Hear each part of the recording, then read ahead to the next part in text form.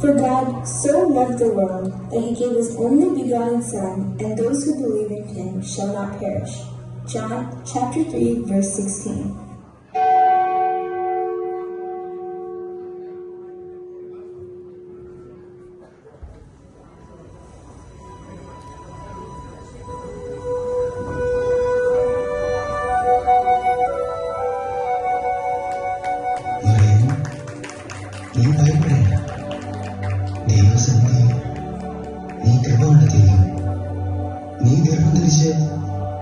ഒരു പുത്രനെ പ്രസവിക്കും. അവന് യേശു എന്ന് പേരിടണം. അവൻ വലിയവനായിരിക്കും, അത്യുന്നതന്റെ പുത്രൻ എന്ന് വിളിക്കപ്പെടും. അവന്റെ പിതാവായ ദാവീദിന്റെ സിംഹാസനം ദൈവമായ കർത്താവ് അവന് നൽകും. യാക്കോബിന്റെ ഭവനത്തിന്മേൽ അവൻ എന്നേക്കും ഭരണം നടത്തും. അവന്റെ രാജ്യത്തിന് അവസാനം ഉണ്ടാവുകയില്ല. ഇതെങ്ങനെ സംഭവിക്കും? ഞാൻ പുരുഷനെ അറിയുന്നില്ലല്ലോ. പരിശുദ്ധാത്മാവ് നിന്റെ മേൽ വരും, അത്യുന്നതന്റെ ശക്തി നിന്റെ മേൽ ആവസിക്കും. ആകയാൽ ജനിക്കാൻ പോകുന്ന ശിശു പരിശുദ്ധൻ ദൈവപുത്രൻ എന്ന് വിളിക്കപ്പെടും. ഇതാ നിന്റെ ചാർച്ചക്കാരി വൃദ്ധയായ എലിസബത്തും ഒരു പുത്രനെ ഗർഭം ധരിച്ചിരിക്കുന്നു. വന്ധ്യ എന്ന് പറഞ്ഞിരുന്ന അവൾക്ക് ഇത് 6-ാം മാസമാണ്. ദൈവത്തിന് ഒന്നും അസാധ്യമല്ല. ഇതാ കർത്താവിന്റെ ദാസി, നിന്റെ വചനം പോലെ എന്നിൽ നിറവേറട്ടെ.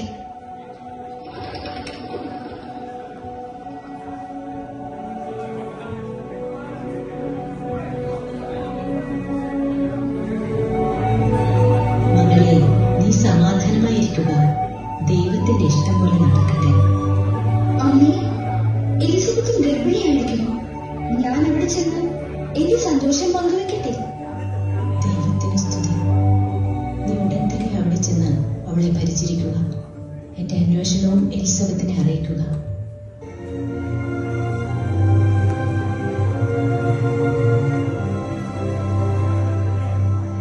ഈ ഒരവസ്ഥയിൽ ഞാൻ അവളെ ഉപേക്ഷിച്ചാൽ ഈ സമൂഹം അവളെ കല്ലെറിഞ്ഞു കൊല്ലും. പക്ഷേ മറ്റൊരുവിന്റെ ശിശുവിനെ ഉദരത്തിൽ വഹിച്ചിരിക്കുന്നവളെ സ്വീകരിക്കുന്നത് ഉചിതമല്ല. രഹസ്യമായി ഉപേക്ഷിക്കുന്നതാവും നല്ലത്.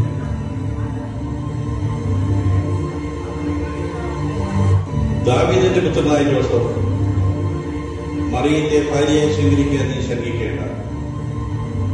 അവൾ ഗർഭം ധരിച്ചിരിക്കുന്നത് പരിശുദ്ധാത്മാവിനാലാണ്. അവൾ ഒരു പുത്രനെ പ്രസവിക്കും. നീ അവന് യേശു എന്ന് പേരിടണം.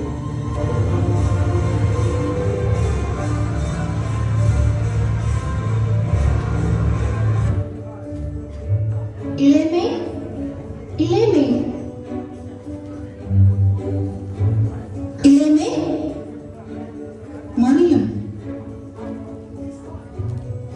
ദൈവത്തിന്റെ സന്ദേശം ലഭിച്ച ഭാഗ്യവതി. മറ്റെല്ലാ സ്ത്രീകളെയും ദൈവാനുഗ്രഹം ലഭിച്ചവളാണ് നീ. മറിയം, നീ ഒരു ദിവ്യ പൈതലിന്റെ മാതാവാകും.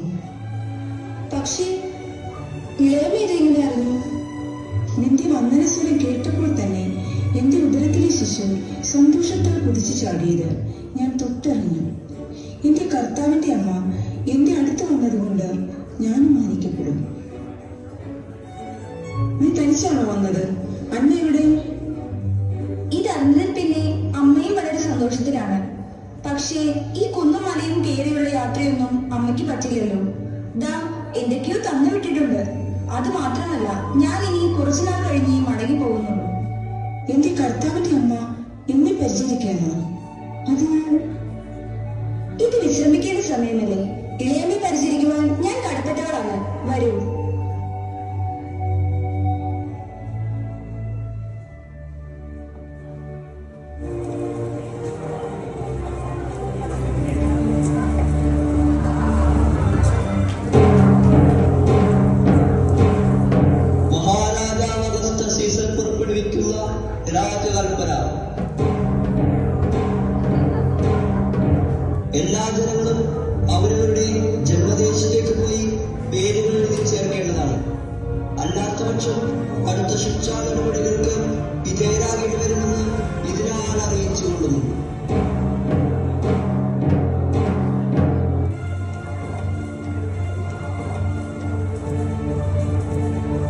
ബത്ലഹേമിലേക്ക് ഇവിടെ നിന്ന് ഒരുപാട് ദൂരമുണ്ട്.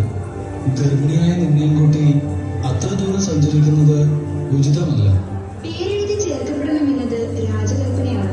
അതനുസരിക്കുവാൻ നമ്മൾ ബാധ്യസ്ഥരാണ്. രാജകൽപ്പനയാണ്, അതെനിക്കുമറിയാം. പക്ഷേ ശിശുവിന്റെ കാര്യം അത് നമ്മൾ ശ്രദ്ധിക്കേണ്ടതല്ലേ? ഇത് ദൈവനിശ്ചയമാണ്.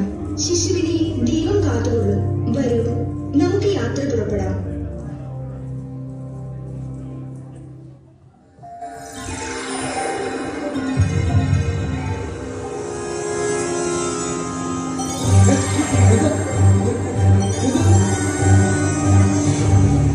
എന്താണിത്? ഈ പ്രകാശം പാതിരാത്രി എവിടുന്നാണ്? എഴുന്നേക്ക്, എഴുന്നേക്ക്, എല്ലാവരും എഴുന്നേക്ക്, എഴുന്നേക്ക്. എന്താ എന്ത് പറ്റി? എന്താ പ്രശ്നം? വെട്ടം, വെട്ടമോ? എവിടെ എവിടെ? എന്ത് വിളിച്ചു?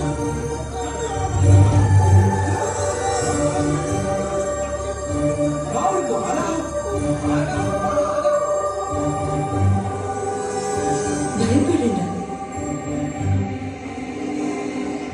ഇതാ സകല ജനത്തിനും വേണ്ടിയുള്ള വലിയ സന്തോഷത്തിന്റെ സദ്വാർത്ത ഞാൻ നിങ്ങളെ അറിയിക്കുന്നു.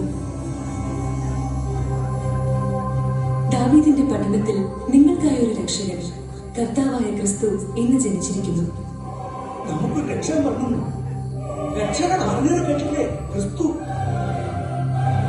ഞങ്ങൾ എങ്ങനെയാ രക്ഷകനെ മനസ്സിലാക്കുക? ഒരു അടയാളം ഞങ്ങൾക്ക് പറഞ്ഞതാ. ആ രക്ഷകനെ ഞങ്ങൾക്ക് കാണണം.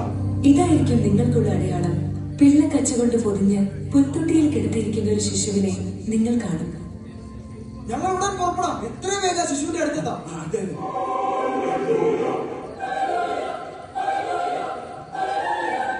അത്യുന്നതങ്ങളിൽ ദൈവത്തിന്റെ മഹത്വം, ഭൂമിയിൽ ദൈവകൃപ ലഭിച്ചവർക്ക് സമാധാനം.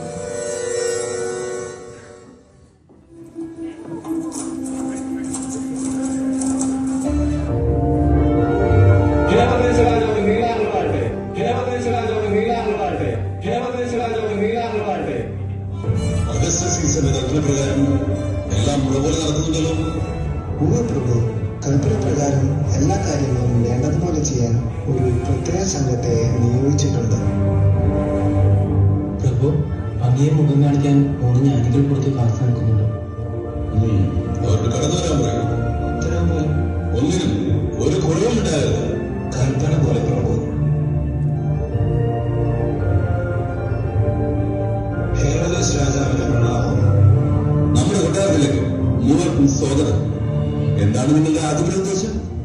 പ്രഭു, ഞങ്ങൾ പൗരസ്ത്യ ദേശത്തു നിന്ന് വരുന്നവരാണ്.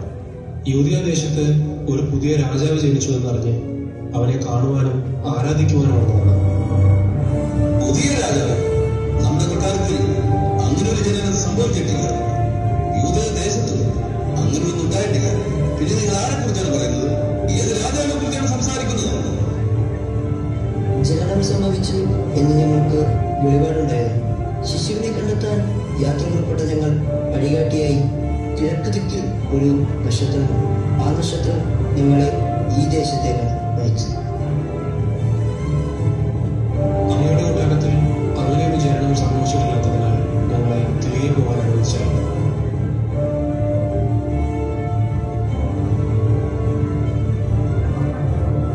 നിങ്ങൾ പോയി ആ ശിശുവിനെ അന്വേഷിക്കുക. അവനെ കണ്ടെത്തിയാൽ മടങ്ങി വന്ന് നമ്മെയും ആ വിവരം അറിയുക. നമുക്കും പോയി അവനെ ആരാധിക്കണം. ഉത്തര പോലെ പ്രഭു.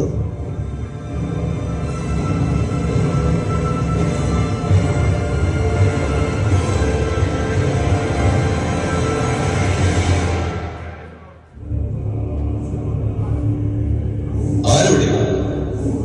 പ്രഭു, സേനാനായകനോട് നമ്മെ വന്ന് മുഖം കാണിക്കാൻ പറയും. കൽപ്പന പോലെ. ഹെരോദേസ് രാജാവിന് പ്രണാമം. നമ്മുടെ ദേശത്ത് ഏതോ പുതിയ രാജാവ് ജനിച്ചിരിക്കുന്നുവെന്ന് 3 ജ്ഞാനികൾ വന്ന് നമ്മെ അറിയിച്ചു. അവരെ പിന്തുടരുക. ഇതിൽ എന്തെങ്കിലും വാസ്തവമുണ്ടെന്ന് അറിഞ്ഞാൽ തൽക്ഷണം ആ ശിശുവിനെ വധിക്കുക. ഉത്തരവ് പോലെ.